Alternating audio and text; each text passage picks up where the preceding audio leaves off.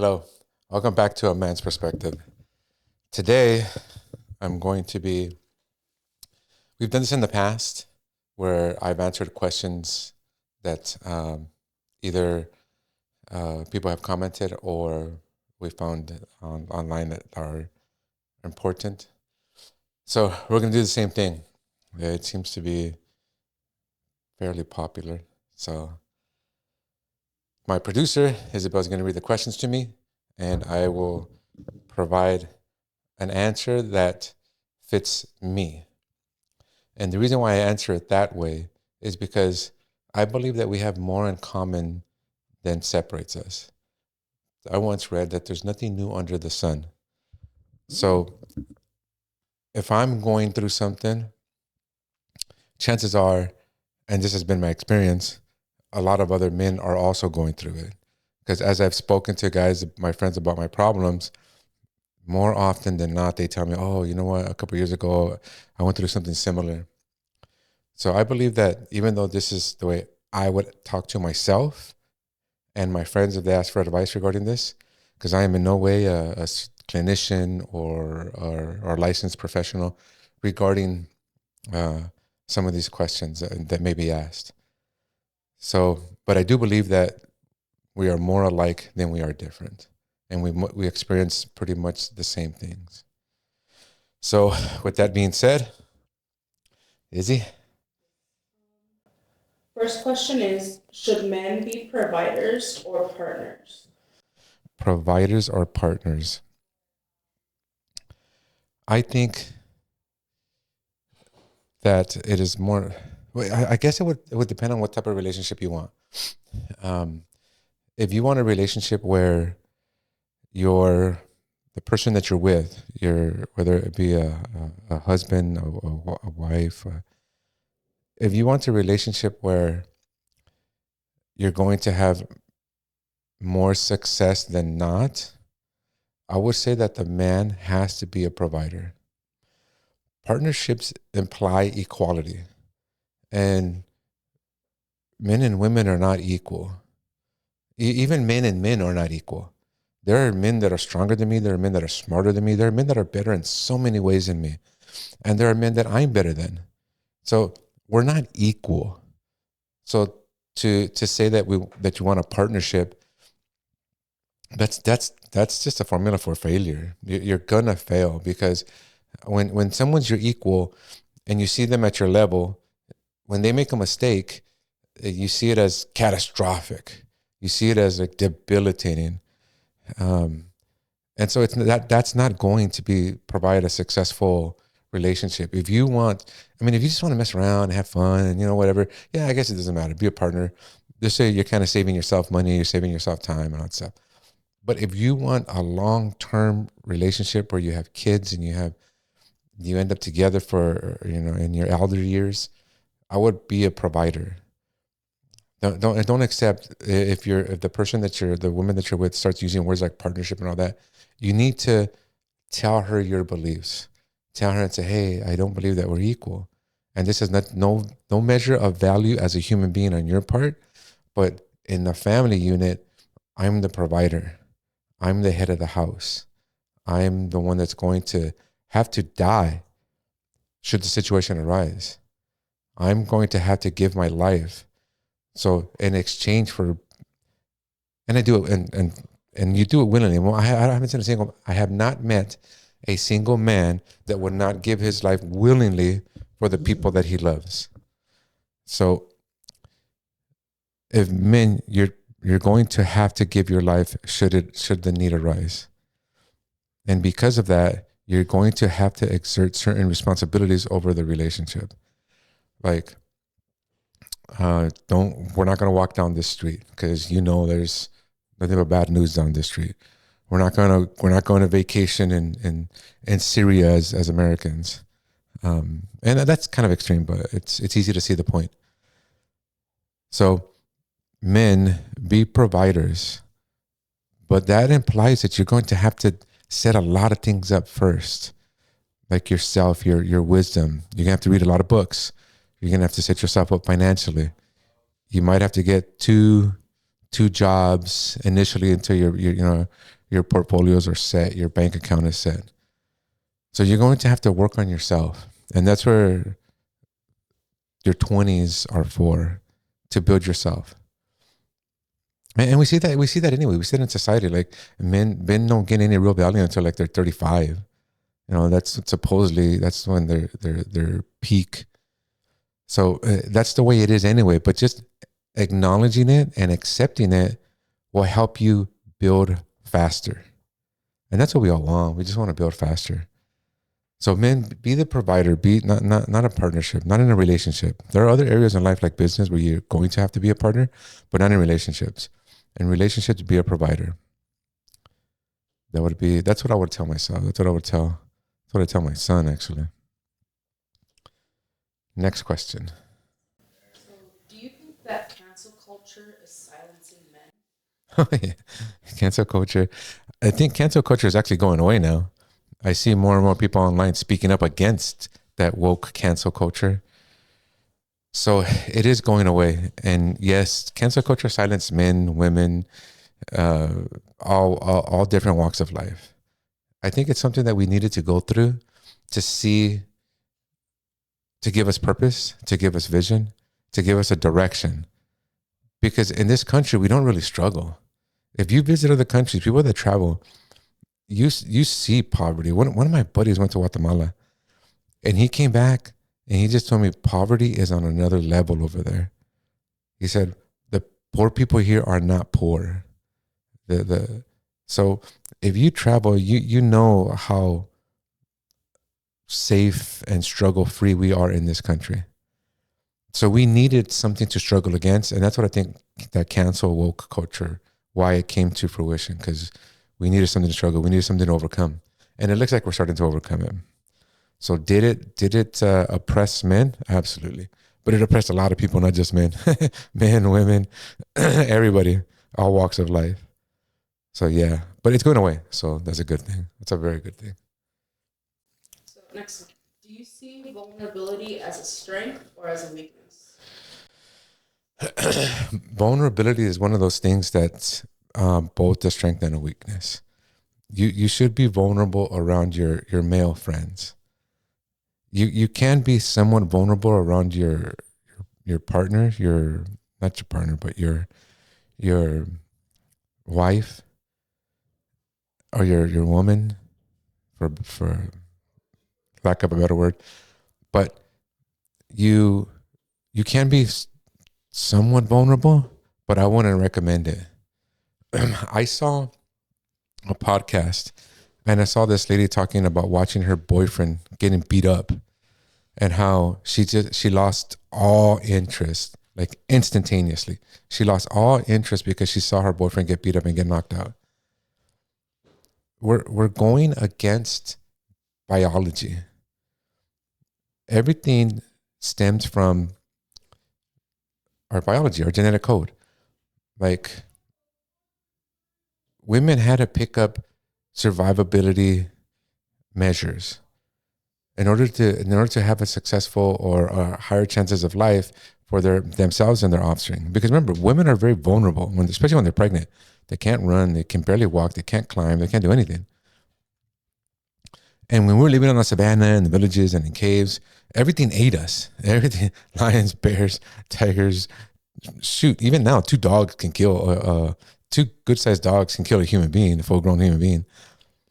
So everything ate us. So women had to pick up survivability things. That for one of the more obvious ones to see is height. Women love tall guys. They love tall guys because a tall guy can see further out into the savannah and see, oh, look, there's that lion coming. Oh, look, there's that bear coming. Oh, look, there's the trees there. There's water over there. A shorter man struggled more to see farther out into the savannah or into the woods. They had to climb. They had to do more. So it's a survivability measure that they adapted genetically to ensure their survivability and the survivability of their offspring. So that's just a really obvious one. You can ask any woman, and that's not to say everyone. That's just to say most women do not like men shorter than them. And the taller, the better. At least that's what I've heard. That's been my experience and what I've been talking to people. So men too, men picked up certain survivability things like strength, like critical thinking, like build. That's like men are great with your hands. They like to build. Men love to build and fix things. And so that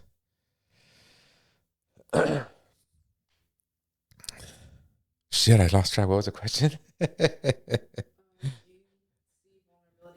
Oh, yeah. So vulnerability needs to be expressed to your buddies, to your pals, to the men that you have trust and faith in, because number one, they've been through it too, and they can give you direction out of it. People that have not been through similar experiences have a hard time relating to you, have a hard time understanding you and giving you advice to get out of it. So talk to your guy friends that you trust first, and then be vulnerable to your wife or girlfriend or whatever she is. I know there's so many terms right now for relationships, situationships, and all this stuff. So it's both a strength and a weakness. I think who you become vulnerable to can strengthen you and also weaken you. So I think it's both. Next one is, do you think technology has made men's lives easier or more complicated? Easier in a lot of ways. Easier because now we're more productive now. We can get things done faster.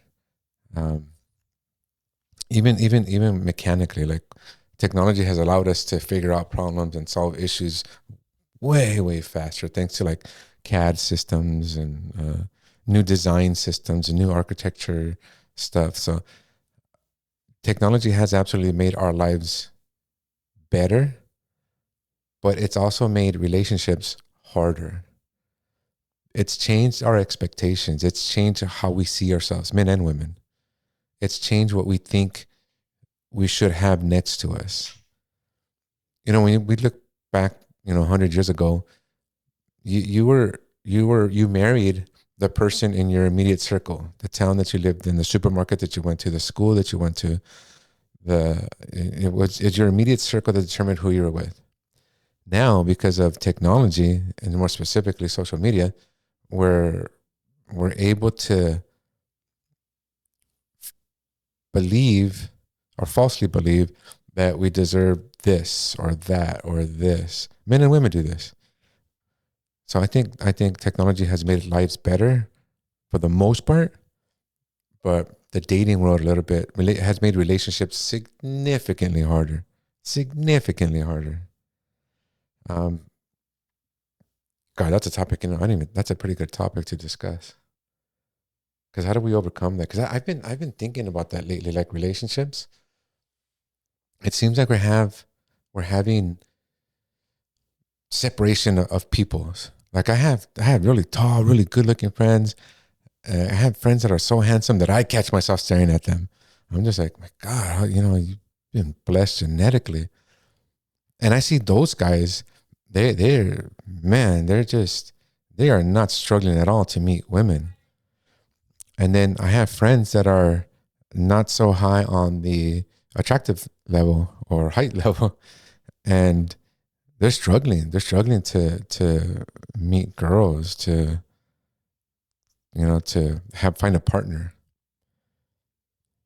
So yeah, relationships are so difficult. That's another long one. God, just relationships. I spend hours thinking about relationships and how to make them better and what we can do. It seems like hopeless almost. Unless you're in that upper echelon of people where you're either tall or good looking, like it seems hopeless. So let's just ask another question, because that's going to go into a really long just talk. So, last question is, what are some of the biggest societal changes you've seen due to the rise of social media? Societal changes due to social media. Well, I think we're less evil now because of it. Evil now is shown instantly. Someone does an act of evil and someone's going to record it. Look at all the stuff you see, like with the what do you call that? The Karens, yeah, the Karens, the chick that the Karens. I don't know who designated that name, but the Karens. Look at all that. As soon social media is filled with people like Karens. They even call the guys Karens too. So acts of evil are immediately shown, and because of that, it's once you see an act of evil, you can like now you can say, oh wow, it's evil because of this, and this. When you're in the middle of committing an act of evil, sometimes it's hard to recognize because we're caught up in our own ideas. We're caught up in how we're feeling and how we're thinking. And human beings tend to rationalize almost everything away, even if it's like nonsense logic. But yeah, social media has improved the lives of many, I believe. But like I said earlier, the dating world sucks now because of social media. It sucks because of social media. If you're not in that upper echelon, you're done. And it's so crazy because I consider myself just an average dude, just an average guy, and I've utilized the dating apps, and I would get like 1 to 2 likes or whatever they're called a week, and I thought I was like killing it. I thought I was like, oh my god, I can't believe I was like doing great. And then like my very attractive friends, they actually had to turn off their dating and stuff because they were getting so much attention. They said they were just getting nonstop matches or likes or whatever it's called, and they were inundated with so much. It took so much of their time trying to communicate with everybody that they just deleted it. So I felt pretty crappy about that. But then I talked to other friends, and to me, me getting one a week was like they're like, "Wow, that's a lot." And I was like, "Oh, okay, thank you for making me feel better." So yeah, social media has definitely improved the lives of many. I think social media is a great thing, but done right. We got to do it correctly. We can't. We just like everything in life, man. Everything in life can kill you, like water. Everybody, oh, drink enough water. But if we drink 5 gallons of water in a 24-hour period, it lowers the sodium levels in our organs and causes organ failure, and we die. So everything in life has to be done in moderation. You can't go to excess in everything in life, including social media, because of the way it messes with your brain and all the dopamine stuff. So yeah, social media I think is great when it's done the right way, just like everything in life. Great when it's done the right way. Awesome. Well, that's the last question. I want to thank everyone for being here, for spending time with me, for hearing me out. I know I'm not the sharpest tool. No, I'm not the wisest guy. I know so many men that are so intelligent, so wise. I come to them all the time for advice.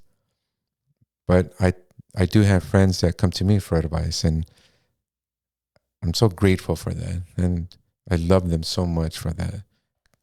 That's the support, the kindness that they share, the caring that they share. So I'm very grateful for that. So I'm very grateful for all of you, for people watching, for spending time with me. I love all of you.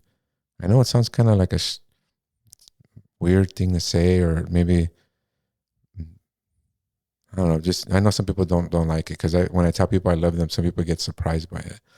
But I do. I love you guys. I believe that we're all connected. I believe that we're all one. I believe that love holds us all together. I believe that we are meant to be together. We are meant to support each other. We are meant to love each other. So thank you guys. Thank you all. I love you. And I will see you on the next. Oh, like and subscribe. Please like and subscribe. It'll be a huge help. I'd appreciate that. Love you guys.